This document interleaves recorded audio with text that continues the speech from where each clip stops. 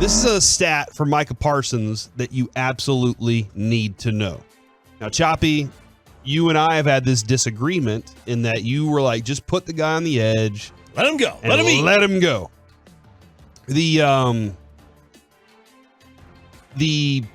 way I've looked at it, and I think the Cowboys kind of still look at it this way, is just move him all over the field if you can and line him up in pass rush situations. I think Ross Tucker did say something in like in that vein of in definite pass situations, he needs to be rushing the quarterback. For the other times, let him go be a playmaker. Let him stop whatever it is. Let him read and everything. Let him do his thing. Where are we at the moment? Because you asked the question, you sent this over to me and said, have the Cowboys made Micah Parsons a defensive end and just not told anybody? Yeah. That's, it's kind of like he's playing the position of a defensive end, but he's listed as a linebacker. Mm-hmm. Todd Archer wrote on ESPN, he technically remains a linebacker, and he wants to be. He still believes himself as doing both, right? But let's be fair. Go look at his snap count. He played 100% of the snaps in week 1. Played 60-something% of them last week.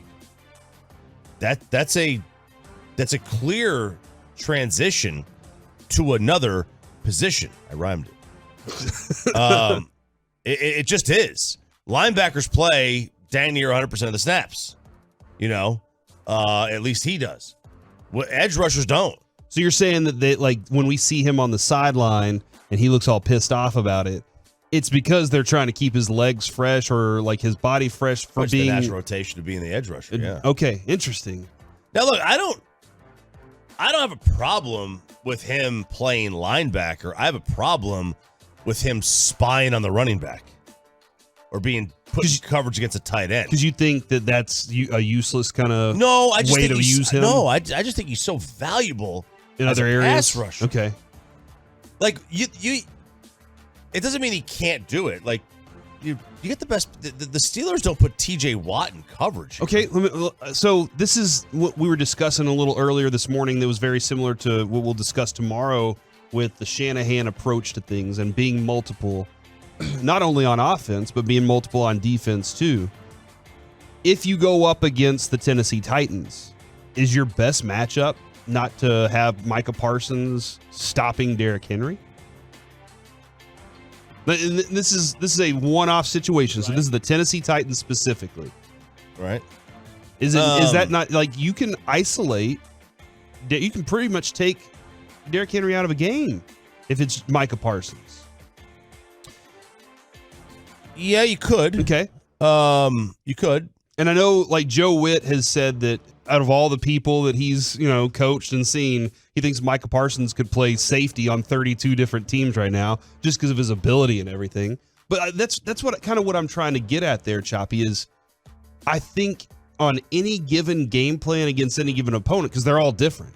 Like what we saw against Philadelphia, we got great practice against the Chicago Bears to go out, learn from what you did against Philadelphia, and try and say, okay, here's how we're going to approach this if they try and do this to us again. And I think that Micah Parsons was actually a lot better on some of those reads. The whole Cowboys defense was a lot better on those. On certain game plans, I think Micah Parsons is more valuable in different areas. That's the unique player that he is, and that's the benefit I think the Cowboys have with him. And turning him into an edge player, it's going to give him all the credentials. He's going to get the Pro Bowls and the All-Pros, and he's going to get the sack numbers that put him in those categories to be considered one of the greatest at whatever position. But his ability to be on to change your game plan week to week because of what he does. And I think McCarthy was talking about the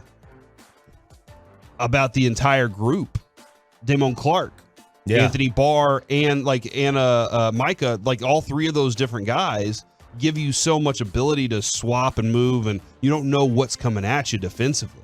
Yeah, no, you don't. And I'll say, I think that, let's just use the Titans, for example. If you go after Tannehill, I mean, you make it impossible for him to do anything. He's useless. And then, I mean, Derrick Henry, he ain't going to beat you 4 yards at a clip. for the whole game. They're not going to win that game. Well, with this Cowboys run defense, This maybe, he might get 8 with this Cowboys run defense, man. You're right. You're absolutely but right. not every team's. How many teams in the NFL are built like that? How many teams are right? Yeah, you got. I mean, every game is different. How many teams? So let's look at the NFL right now. You have they messed up against Philly, I think. You have a collection of 4 teams that run kind of what Philly can do. In Philadelphia, Chicago, Baltimore does that. And maybe Arizona.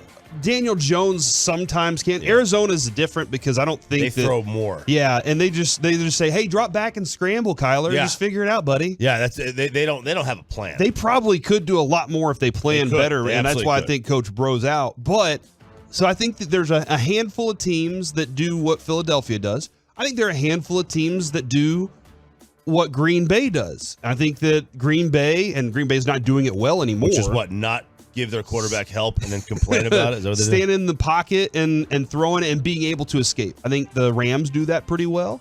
And I mean, there are a couple of other teams that have a pocket quarterback, and they rely on that to make the plays for them, and their offense starts from there. I think the Bengals are very in the similar situation where you say he doesn't have any help. He doesn't have any help on the offensive line, Joe Burrow. So I think that you just look at the NFL. Fish used to say this all the time. How many different ways are there to skin a cat? Well, there are all these different ways to do it. And I think if you can match up with each one of them, you get yourself in a position to have a good record at the end of the season. And you can be flexible to playing different types of opponents whenever you get into the playoffs. Micah being that type of player for you definitely gives the Cowboys lots of different opportunities to do different things with him all over the field. But it does seem like they are playing him a lot more. But you said that he makes more plays as a linebacker, but bigger plays as an edge rusher. I think so. I mean, when you're playing 100% of the snaps, you're obviously going to make more plays. Mm-hmm. He'll make more tackles. He may have, maybe have 1 or 2 more tackles for a loss. Still get to the quarterback. When you're an edge rusher, now you're talking about sacking the quarterback, which is huge. Impacting the passing game by having that quarterback be on his back foot. Probably more running for loss, too. Sure, you maybe. Can still make those as well. You can. So I think there's no doubt when you play linebacker, you're going to make more plays than you will as an edge. But I think the bigger plays that you make are going to come with that edge rush. So it's just a question of what do you want? Do you want to make more plays or more impactful plays? I'm interested to know. I gotta talk. I'd be interested to see how a coach would feel about that. I need to talk to my 4 horse people about this. I don't know if I've told you. Like Arn Anderson and Ric Flair. Broadus has the gang of 7. His all his people that he knows that are really in tune with what's going on. I got 4. 4. Broadus is one of them. I'm not supposed to tell, but yeah, Broadus is definitely one of them. So but now we got to figure out who the other 3 are. The other 3 are. Is Bobby one of them? Nope, definitely Fish? not. Nope. Mickey? Nope. No, these are all people that these are just smart people. Very smart people. Yeah. As a matter of fact. And they're my horse people, is what I call them. Will Chambers got mad because he thought I was talking about people that know horses. In Kentucky. Yeah. Not that kind of horse people. They're just the 4 guys I trust when it comes to talking football. I want to know if Dan Quinn had this type of vision for him. This type of we can do all these things. I think they knew the athleticism and the speed.